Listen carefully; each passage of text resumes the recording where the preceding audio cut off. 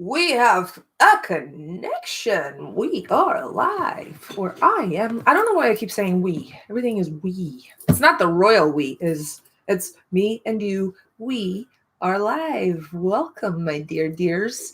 Today I'm going to sound funny. I was out of voice and out of nose. Therefore, out of commission for the longest time. But I am back. Nothing ain't gonna take me down. I can't say it, but you know what I mean. These things, these viruses won't take me down. I am back. And when I'm sick, I talk a lot. So get ready, grab a drink, grab a tea, grab a wine, grab whatever you drink. Put your feet up, please. And if you say hi, make sure you tell us where you're logging in from. Let's see. Strange Dim, Ashfaq. Bangladesh is with us. Finland is with us. Narcisa, welcome. I can't make the live long and prosper, but I can do this. Cosmin, Liliana, Forever Fragrant Kid. Aita Capota from Romania, from Cluj, Raluca. Welcome, everyone.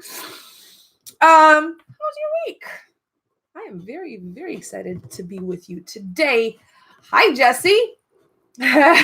Saratsalat from Hawaii. Valentina from Miami. Welcome. And Andrea. I'm very excited to be with you today because I will be talking about Ananda from Massachusetts.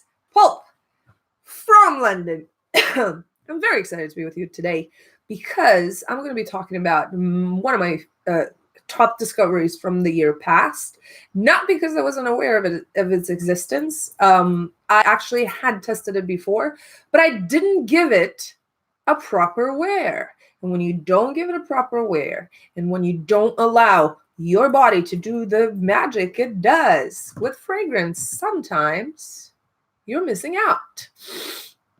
That's why I have a hard time believing other reviewers who you can tell have never sprayed enough time or enough quantity. They didn't take their time with the creation enough, or maybe they're just good. Some of them are just fantastic noses. I'm not one of those. I have a very sensitive nose, which means sometimes it short circuits, it closes, and I have to take notes because whatever comes forward at that wear might not come forward next time when some other ingredient might make me shut down. But let's see what happened in the last week. Who'd you see? Where'd you go? Who'd you meet? What do you know? Rhyming. Fun fact for today, and then I'm going to go into the presentation. Krizia from Virginia, welcome.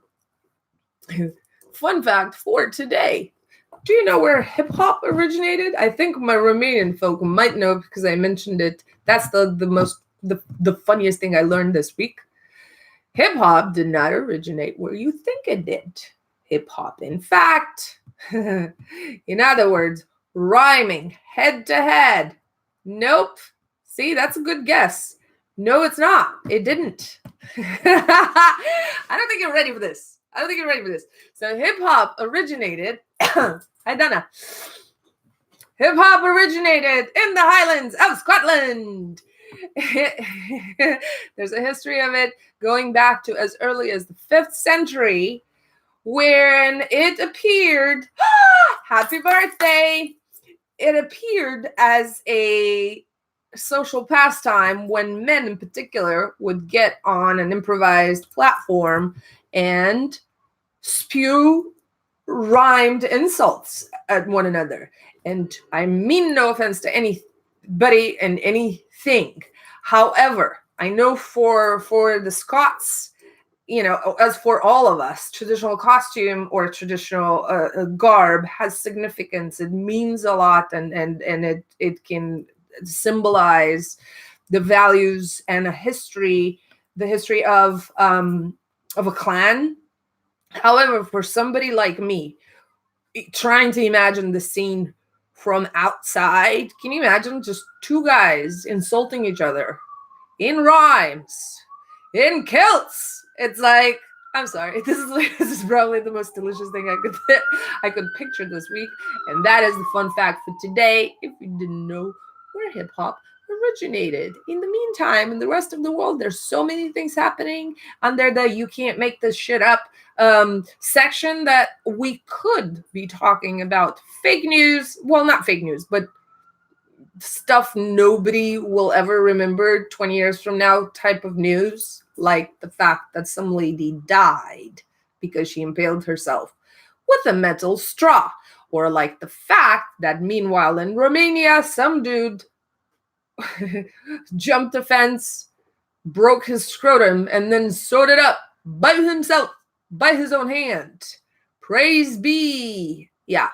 I'm not making stuff up. This really happened very recently. So yeah, we could be talking about that stuff, but we will not, even though I am sick and have a lot of stuff running through my head. Rambo, that's right. No, Chuck Norris. I don't know what his name was. The guy's insane. Don't mess with Romanians. That's all I gotta say about that. Yeah. I can't see Scots running in kilts and rapping at each other either, but I think it's the most fun and interesting fact I collected this week. Hi, Raluca from Rome. We're all over the place. This is amazing. Okay, let's go into the fragrance that I want to talk about today. Like I said, it's one of the best discoveries I made in the year past. I, unlike some of you who have a very structural way of approaching perfumery, because either you make it, you practice it, you collect it in a certain way, or you function in this area. Me, as a tester and collector and permanently curious mind, tend to go about stuff on a slightly obsessive curve of fixating on one ingredient and then trying to research as much as I can about it, then usually writing about it to myself and in the past year to my Romanian language community. This all usually takes the form of articles, long form articles that I publish. Kind of like research the history of so-and-so in perfumery and so on. In parallel, of course, I am trying to usually get my nose on the raw ingredient, whatever that may be, and then finally try to find and refine my small collection of fragrances in that category, looking for the best possible applications to my nose of that particular ingredient in the fragrances I end up keeping. That involves a lot of blind buying. That involves a lot of weird swaps. That involves a lot of mishaps and weird, combinations. But CIVET, which is the ingredient I'm going to be talking about today, is one of those for which I actually managed to research and take my time with testing and with collecting. The fragrance I'm going to talk about today comes from the house of Krizia, which is a house I think severely underrated. Krizia has innumerable very good formulas. It's an Italian house. It was established in 1950 in Bergamo, Italy, by a husband and wife team. It's a fashion and lifestyle brand, which at some point moved into perfumes in the 1980s. Some of the fragrances they created are now long discontinued, but some of them are still present, and I still think they're very good. I have here, just to show you in case you find them in some sort of back end of a pharmacy, or you see it in a fair, you see it in your local eBay or Craigslist or whatever. I will show you this, which is very hard to find nowadays. It looks like a boob. I don't know why this fascination with fragrances, but it kind of looks like it really looks like a boob. Look at that. It's weird. And this is a pseudo chocolate, pseudo gourmand. Very, very interesting. Back in the day, it used to light up. This whole contraption, UFO type of thing, used to light up. That's an interesting one from them. I have a Fiori di Krizia somewhere. That is a very interesting powdery contraption. I have Moods Men. There's a Moods Woman by Krizia, and that is an absolute patchouli power creation, which I hold as one of my references. Moods Men is absolutely phenomenal. I have crazy Krizia, which is a Hopion, I think, contraption, and is one of the best and underground balsamics that is still being made, I believe, and very easy to find at $20, $30 or something like that. K from Krizia is also very good. This is Spazio Krizia, which is a very interesting, smells like the cosmos. It's one of those rare situations in which the fragrance name actually matches the smell, and the design of the bottle, which I think is brilliant, is also very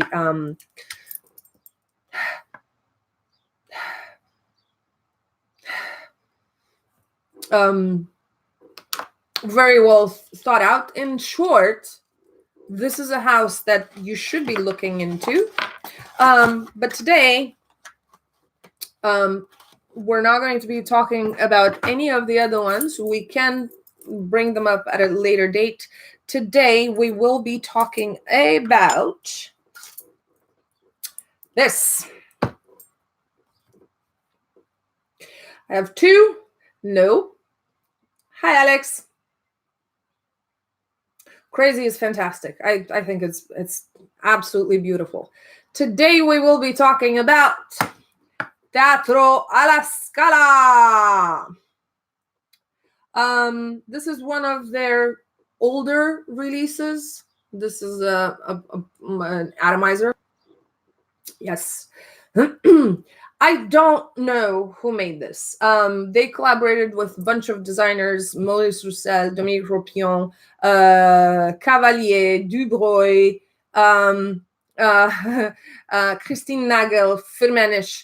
They worked with a lot of big names, but they're one of those houses that don't actually declare who made one fragrance or another. I tried to find it and I could not.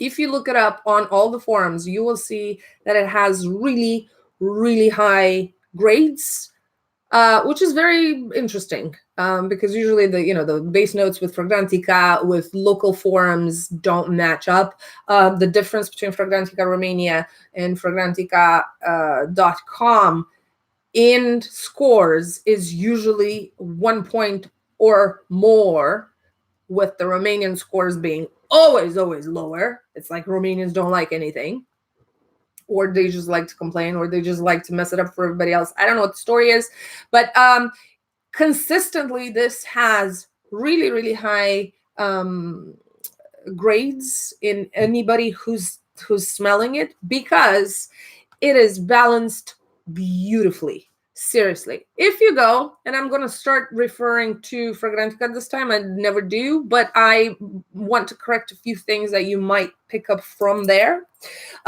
It says that this is similar to two other fragrances. Just to provide a little bit of context, my mother's here, so I need to mind my mouth. Just for context, it says that this is very familiar or similar to Cheddar 2 and Original Fendi. I have both of them, and no, it's not. Okay? Cheddar 2 is a fruity, has nothing to do with CIVET. It goes into the Sour Patch territory, even though it's really, really sweet, but it does have, I think it has a little bit of pineapple, I think, around there, something like a rhubarb pineapple in that category. So this Sure, they overlap a few ingredients, but what doesn't nowadays? This one is cold into sheep. Clearly, it is not animalic. It goes into aromatics. It's more similar to this, which is the original Armani, and this, which is the original Gianfranco Ferré. So these three in my head are in the same category. They're not in the same category as Teatro alla Scala, of which I have 2 bottles because I'm a good girl and Karma loves me, and they both were gifts from somebody who really knows what I love. Somebody from my community. Coro, if you're watching, thank you again. These made me very, very happy. If I were to put it in a smells like category, I would send you to this, which is, again, one of my favorites. They're similar, with the mention that this, I think, leans more into aromatics, and it has a leather undertone, which Teatro alla Scala does not. So if you like your civet well blended, very present, very elegant, very textural, very in your face, but mixed beautifully, this is La Nuit from Paco Rabanne. Also a vintage, also very easy to find. I think I paid like $30-something on eBay for this. Gorgeous, gorgeous work. So again, just to correct what says on Fragrantica, no, it is not like Shutter 2. No, it is not like Fendi or original. But I would put this in the same related to cousin family as Paco Rabanne La Nuit, which is also a very, very beautiful vintage. We can talk about it separately, but that was a long introduction. Like I said, I do not know who created this. It was made and launched in 1985. It has been discontinued for a while, but it's still very easy to find. Both of these are, $20, $30 on eBay. They maintain really well. Most of them, for some odd reason, come with boxes. Both of these came with boxes. People who keep them well. And this is what the box looks like. Nothing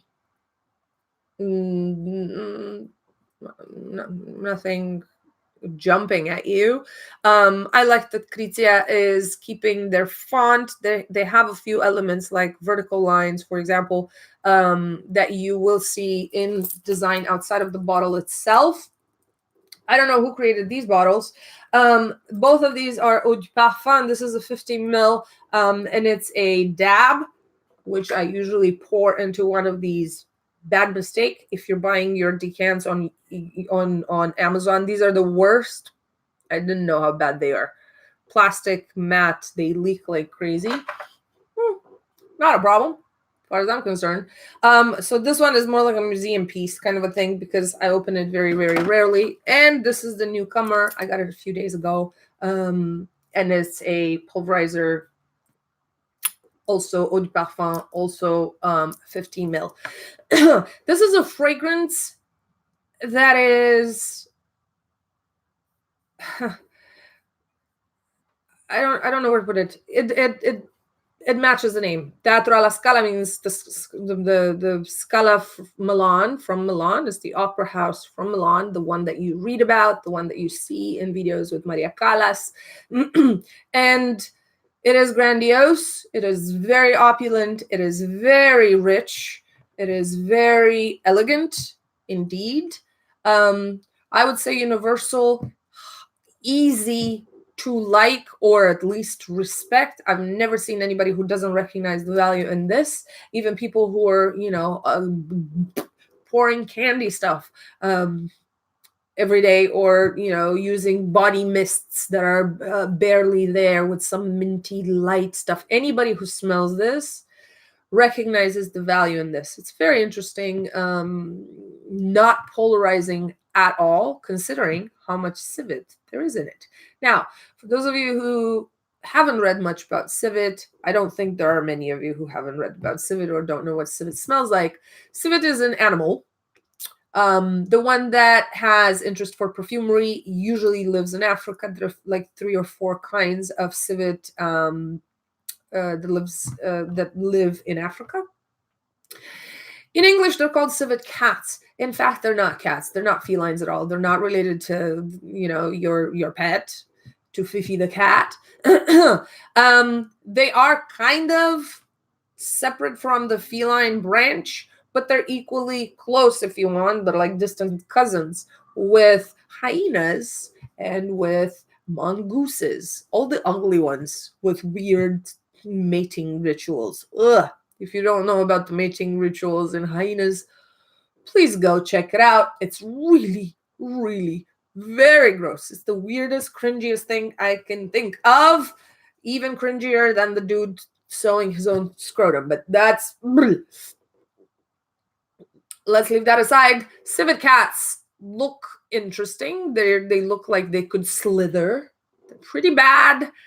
They're pretty not friendly. And traditionally, the secretion they create, which is in their gland close to their butt, has been either extracted by killing the animal or collected by stressing the animal, which is not very nice of us. They create more of it. They spray it. They leak it. They, deposit it more when they're stressed, when they're beaten, when they're when they're overheated. So for the longest time they were kept in these cages, overheated, scared, like somebody would agitate them by snapping on their cages and so on and so forth.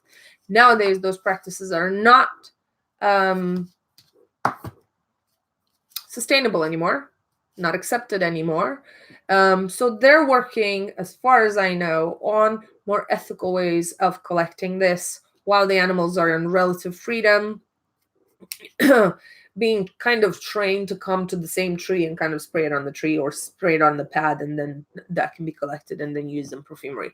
However, in fragrance perfumeries that do not care about the ethics of sourcing their materials, are still a big contributor to the civet industry, and out of Africa leave thousands of kilos every year. It's used in other things apart from perfumery. As far as I know, it's being used in like hunting industries and so on and so forth. Luwak coffee, yes, they're related. Claudia from Romania, hi. The secretion, when it's healthy, looks yellowish, like pus. Oh, what a pleasure. And then it kind of hardens into something that's similar to like blubber, let's say, or lard. Hello, Lily. It's been described by people who maneuver it every day as anything from sebum, pus, vomit, piss, poop, fat, blah, and so on and so forth. Diploma set. If you like to party, this is not the place to do it. Hello, checking in from Colorado, G-Dunk. Welcome. It's been described as a lot of very, very disgusting things, but in perfumery, it imprints to my nose one of the most authentically animalic undertones to anything. And I would put it in the same category as, again, not in raw form, but in perfumery application, the end effect. I would put it in the same category as, for example, a smashed bee. And I know it smells. I know it sounds weird, but it's the slightly sour, slightly pungent, slightly aromatic, slightly animalic, slightly lactonic, even creamy smells that I associate with the human body actually more than I do musks, even though I've tried and researched and tested many, many, many musks as well. Now, if I were to differentiate between all the animalics I can think of, I have to make the mention that I don't necessarily think it has to come from an animal to call it animalic. I think there are a lot of vegetal sources that mimic and what I think an animal smell is. And here I include animal smells that come from people, things that smell like armpit or BO or, you know, perspiration, hair, and so on and so forth, breath, and so on and so forth. So all of these, to me, are in the category of smells that can be originated with a living body. And those smells don't necessarily come only from animal sources. Cumin smells like, you know, sweat if you leave it. Costus smells like wet dog if you use it, and so on and so forth. So for me, animalics is a broader category.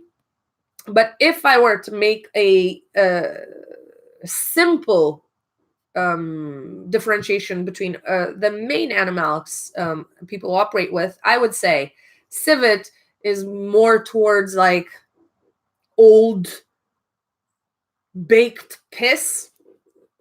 Musk is butt. It smells like live ass. Hyrax smells like poop. Shit. Yeah. Ambergris smells like salty chocolate hair. It's very hard to explain. That one probably is the hardest to explain. And castoreum smells like smoked fur. If I am to pick the things that my nose uses to differentiate amongst different applications of all these 5 classical animalics. Of course, there are people today, and I've been waiting for this forever, who are experimenting with other secretions from other animals. I know Sultan Pasha was playing with skunk. I am waiting for somebody to go pork rind. Yeah, it's a salty, fatty. You're right. It's fatty as well.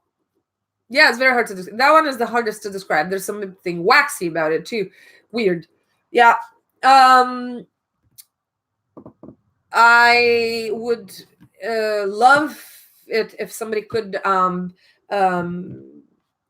use or synthesize or explore stink bugs, which I think have a very weird, nauseatingly sweet background to the animalic, and it's very, very I don't even know where to put it. There are a lot of feathers I think are interesting to explore. I think Victor Wong started playing with that. There are a lot of different aspects of animalics that could be looking into. They actually smell good to you, very green and fresh. What, stink bugs? See? For me, they smell, I mean, the stink bugs, I don't know where you live, but the ones I'm referring to are sickeningly sweet. Anyway, Connecticut, huh? I don't know. Maybe. Let's talk about this. This is one of the fragrances in which is very hard to talk about the top notes, middle notes, the base notes. It's a pretty linear, I would say, construction. And the way I'd like to describe it, if you allow me, is by differentiating between layers layers of conceptual layers, if you want. There is, for example, the animalic warm, what I call a live layer. Most of these ingredients, most of these notes can be very well picked up by any nose, I think, but they're blended so well that the unity of them is absolutely impeccable. We have plenty of them. Jade wood. I don't think I've ever tried that one. I never thought of stink bugs like that. How interesting. Sharp green, sweet and pungent. Yeah, it would be interesting. And they're everywhere. I don't think. Yeah. I also think silkworms have a very, very interesting animalic smell. They smell in a particular way. If you've ever smelled silkworms, you probably know what I'm talking about. So the alive layer in this is built on civet, loads of it. It's built on bees or beeswax with slight propolis. I have it here. So the waxy part of propolis, which is different from the beeswax, because it has depth, it has sweetness, and it has a more of an alive note to it. I think it fits here very well. There are musks that are very gentle and very warm and very lived in. They don't smell like dirty ass. They just smell like skin, if you want. I do get a little bit of a lard smell, but imagine it in a very almost gourmand situation, kind of like lard used for a very delicate millefeuille, or en croûte, a French pastry kind of a thing. It's a very elevated idea of a material that is not necessarily very elegant, but it's very pure, very fat, very unctuous, very buttery, very kind of in that direction. There's also, I think, a little bit of iris. It's just mixed really, really, really well. It's balanced in a very, very beautiful exercise.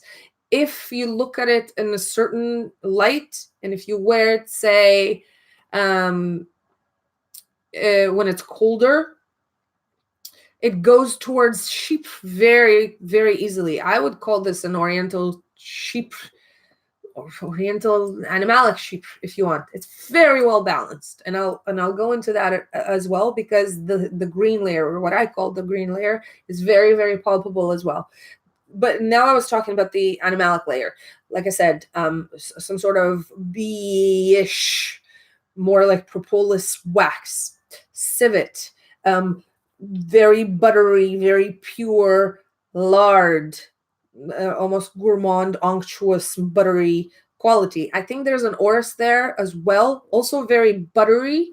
So it's not cold. It doesn't go towards cold or damp or none of that.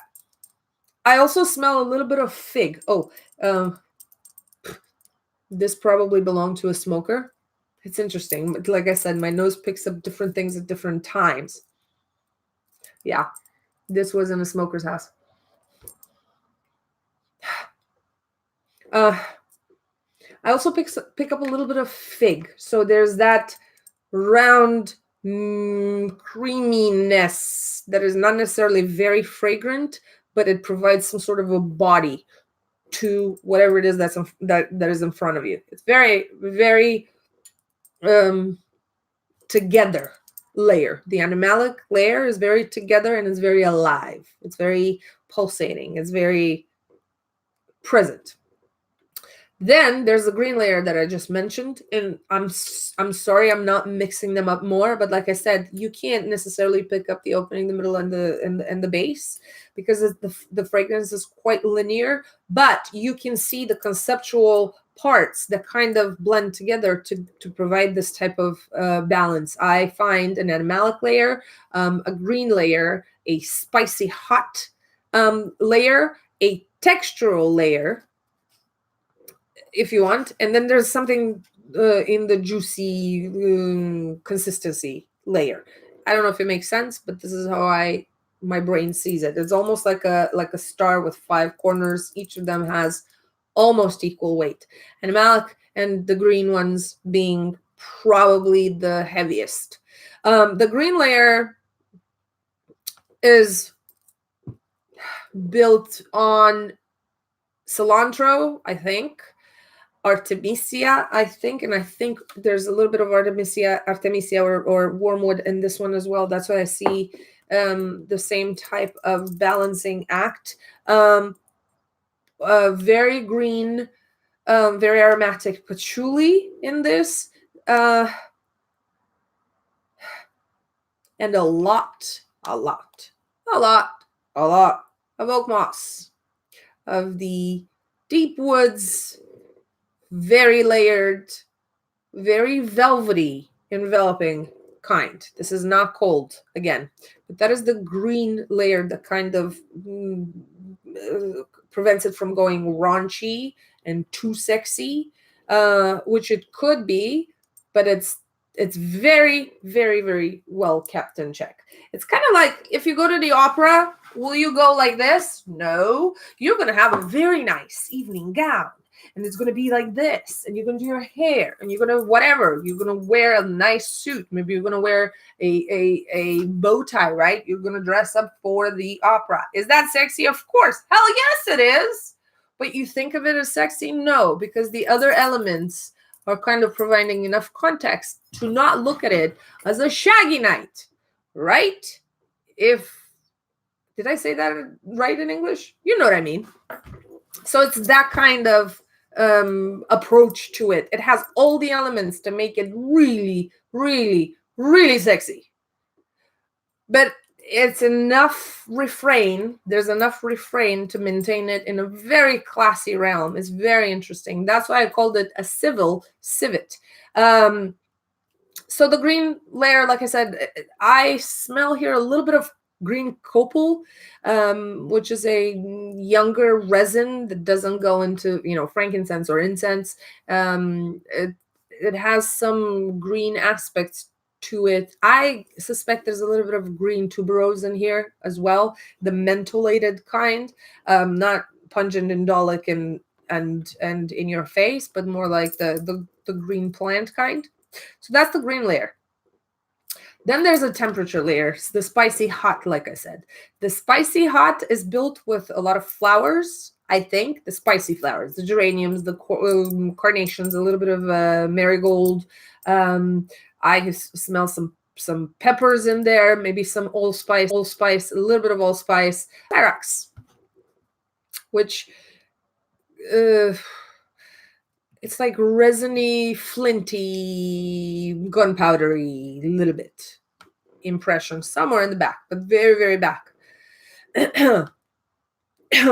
Also in the temperature layer, I think there's a little bit of vanilla, very, very tiny bit, just for balance, like I said. And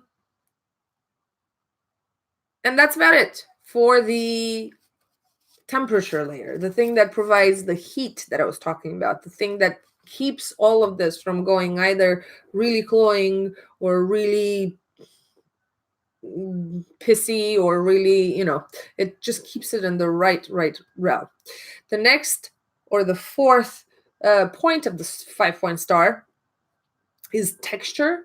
And for texture, because this is very velvety, just so you know, super, super, super soft, super velvety, super smooth.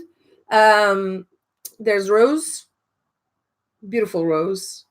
The rose you would want to smell. It's not reinterpreted, it's the rose you smell. There's some ylang, I think, but that instead of adding to the animalic, which can happen sometimes with ylang, it's literally just providing a little bit of almost like crème brûlée texture. It provides substance there. There's smoke, gentle smoke. I smell some elderberry flowers. For Romanians, that's sok. So that gives it like a fuzzy feel somehow, a floral fuzziness. And I believe last time I checked it out, I believe there's a little bit of they declare some benzoin. I don't necessarily smell the benzoin. I do smell some sort of crystallization. It's almost like crystallized sugar resin, which could be benzoin, I guess, because it's not very particular to others. But I do think there might be a little bit of a labdanum in here, just a tiny, tiny, tiny bit. And that again takes it into petal smoothness, velvetyness, fuzziness kind of textural realm.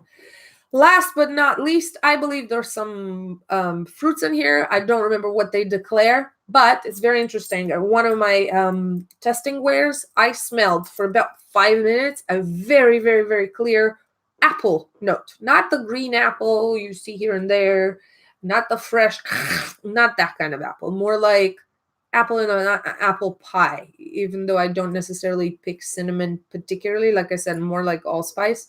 But apple as just like the rose was before. Apple as you would imagine the apple smell to be.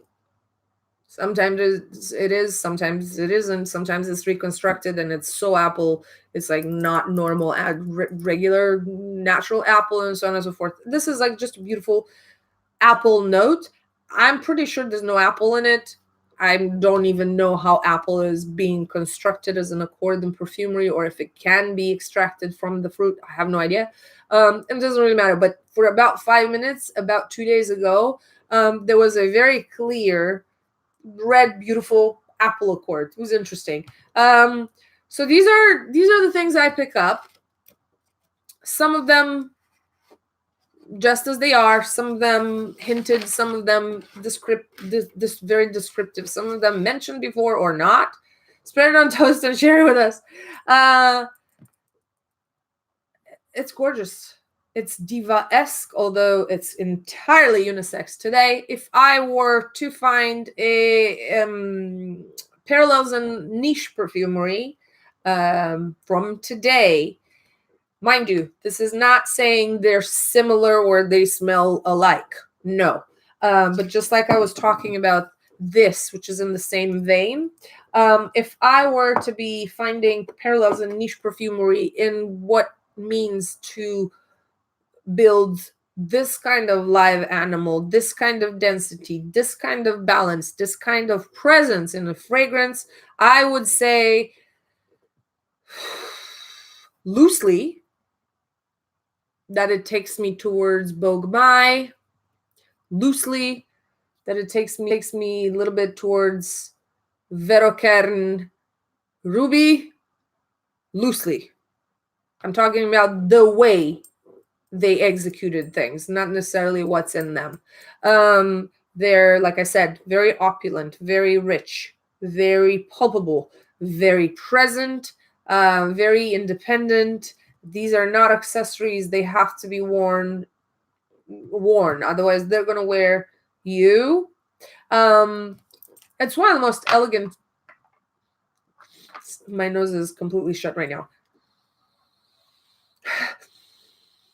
One of the most elegant civets I know. It's completely affordable. $20, $30.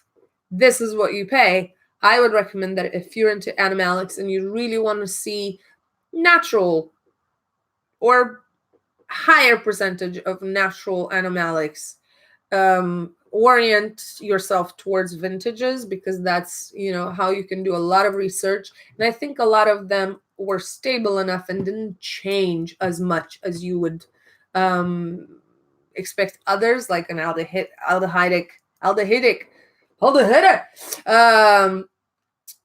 like a Chanel 5 from, the 40s is going to smell way far from what it was intended to smell, because things change in time.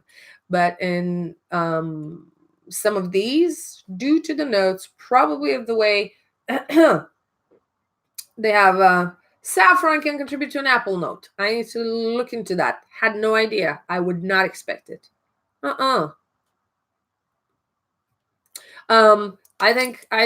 think it's pretty close to what they intended this to be.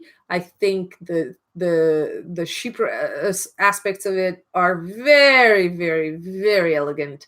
I think the animalic aspects are hitting in all the right places. I'm not going to talk about performance. I'm not going to talk about who needs to wear this or who can wear this. Anybody can wear this. You know what I say.